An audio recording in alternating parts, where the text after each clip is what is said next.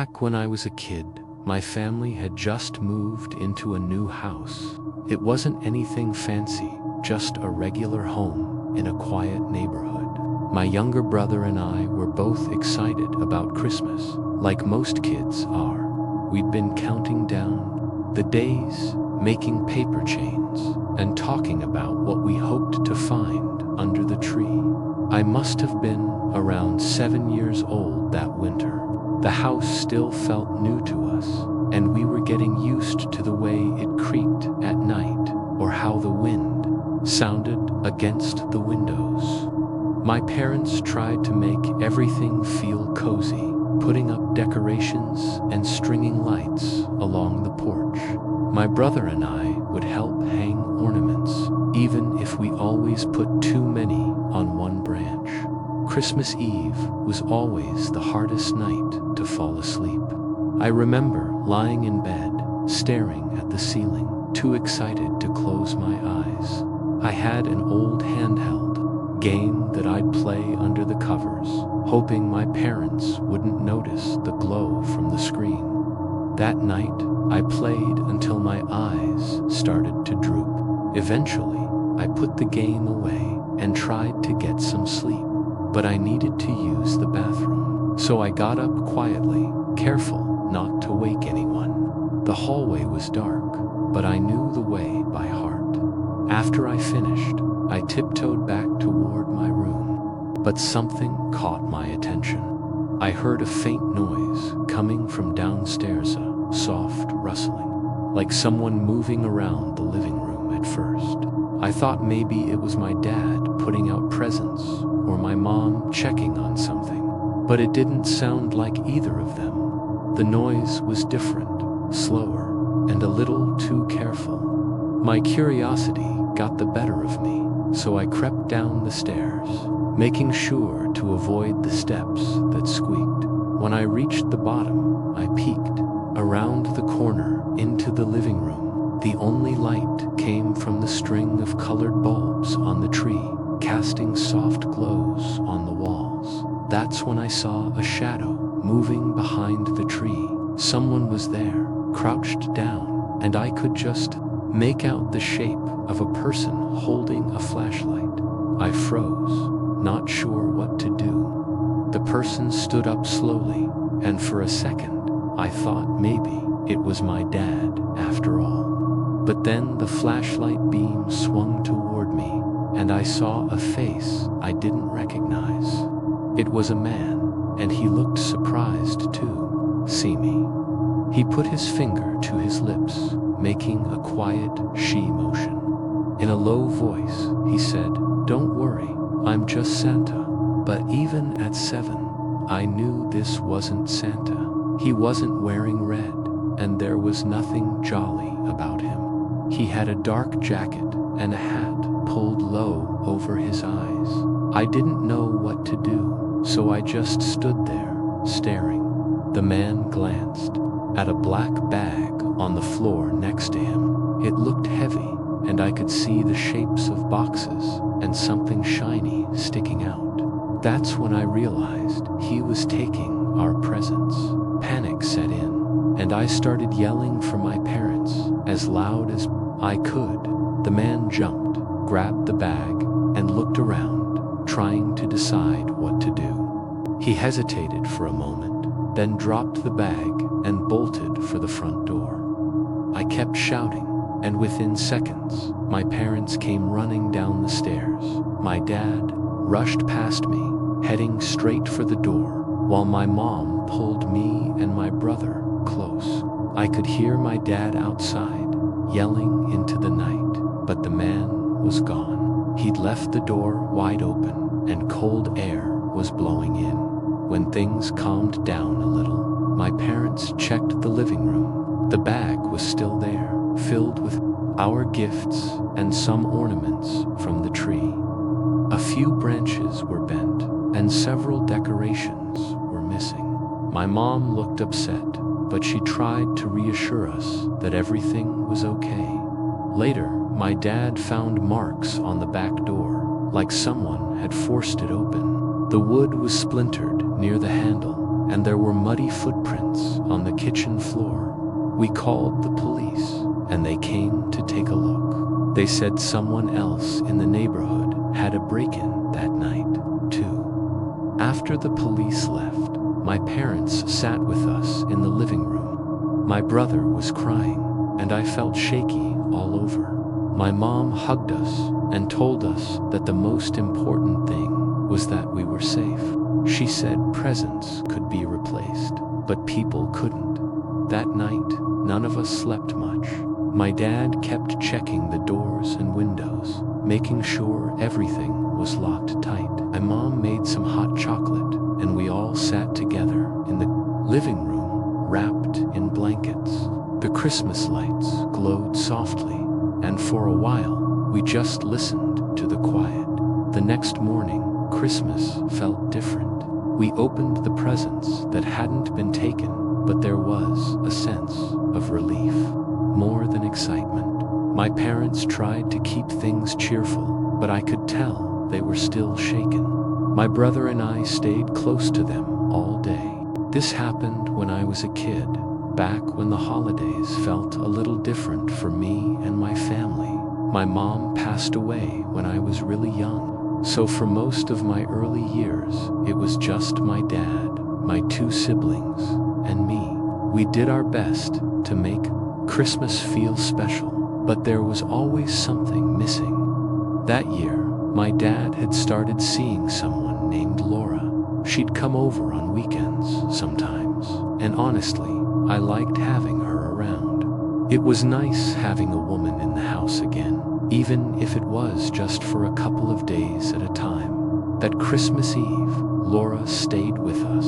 I don't think she had many relatives nearby, so she spent the holiday with our family.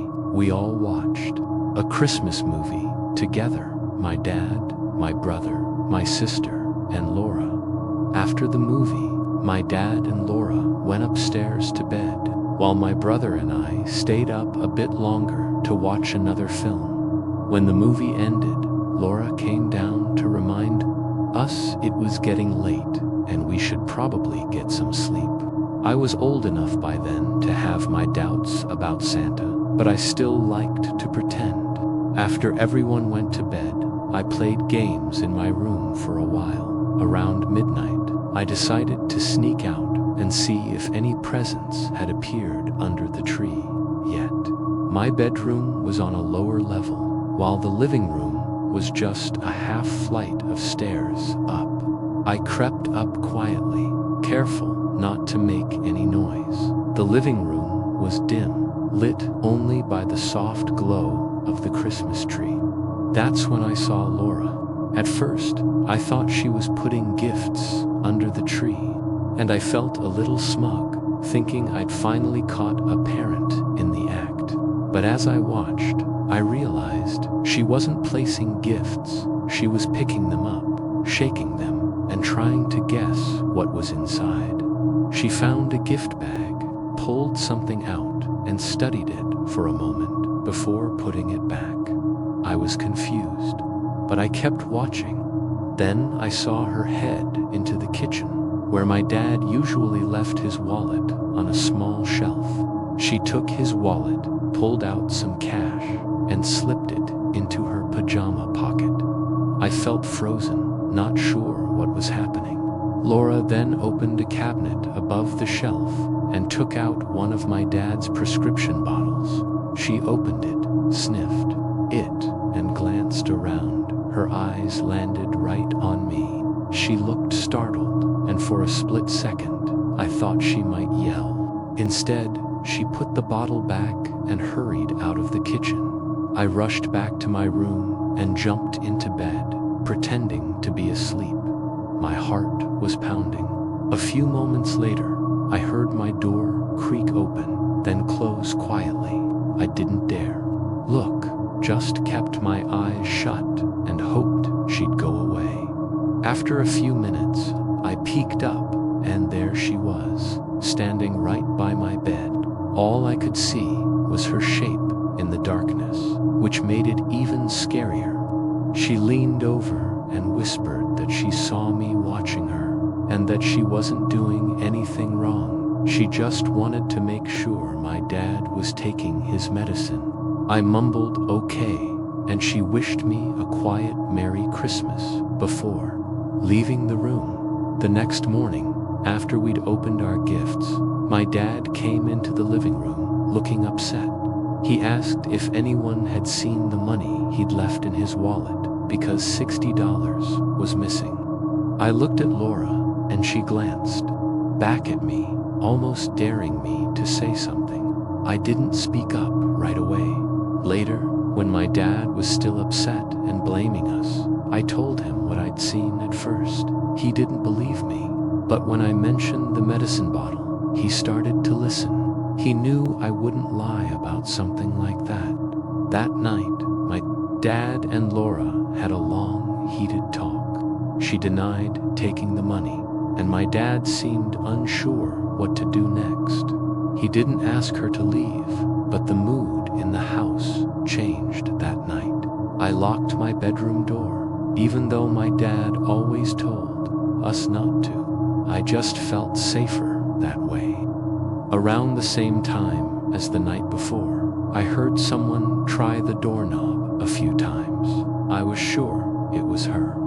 The next day, I asked my dad if he'd tried to come in, and he said no. After Laura left, I begged my dad not to have her over anymore. I told him I was scared and that I didn't trust her around his medicine. Thankfully, he listened.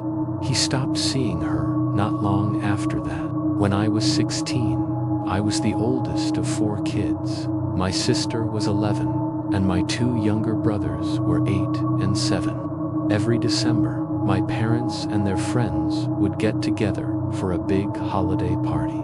They were all part of a club that liked to do things in style, lots of decorations, fancy food, and a big gathering at the local community hall. For the kids, the highlight was always when Santa showed up. Someone would dress up, hand out gifts from a big red sack, and pose for photos by the tree. That year, my dad's friend, Greg, was supposed to play Santa. He was sitting with us at our table, joking around and eating snacks until it was time for him to go get changed. I watched Greg leave the room, heading out to put on the Santa suit. The rest of the kids were too busy playing to notice. The room was loud with laughter and music, and everyone seemed relaxed. A little while later, the doors swung open and the sound of bells filled the room. All the kids jumped up, shouting for Santa. In came someone dressed as Santa, but right away, I noticed something was off. The costume looked cheap, like it had come from a discount store, and it didn't match the nice one the club usually used. The beard and hat were okay, but the suit itself just didn't look right. This Santa did a pretty good job with the voice, though. He laughed and waved, and the younger kids crowded around him, excited for their presents. He picked up the sack of gifts and, in a deep voice, said he'd be right back with the presents. Then he walked out the door. Suddenly, I saw my dad and a couple of the other adults rush after him, shouting. I didn't understand what was happening until my mom pulled me aside and told me that wasn't Greg in the costume. That's when I realized something was seriously wrong. I ran outside to the parking lot where my dad and a few others were standing, looking around in confusion. The person in the Santa suit was gone, and so was Greg's car. We tried calling Greg's phone, but it went straight to voicemail. We even tried his house, but no one answered. A search party was organized, and people started looking around the area, but there was no sign of Greg or the missing Santa. Eventually, my dad and I went back to the hall to get my mom and siblings. Most of the guests had already left, and the place felt strangely empty as I waited outside. I suddenly heard a faint cry for help coming from the woods nearby. I called out Greg's name, and he answered, his voice weak but desperate. Without thinking, I ran toward the sound, pushing through the trees until I finally found him. Greg was tied to a tree, his face covered in blood from a cut on his forehead. He looked like he'd been hit pretty hard. I managed to untie him using my house key, and together we stumbled back to the parking lot. When Greg saw his car was gone, he broke down. He'd just been through something terrible, and now his car was missing too. Later, Greg told us what happened. When he left the hall to get changed, 3 men in masks jumped him. One of them hit him with something metal until he passed out. When he woke up, he was tied up in the woods, his head pounding. The men had taken his keys, his wallet, and his car. They had also stolen the bag of gifts meant for the kids at the party. It's hard to believe that someone would go to such length, hurting a person and stealing presents from children to make off with a few expensive gifts and a car. Even now, years later, it's not something Greg likes to talk about, and honestly, it's still hard for me to think about.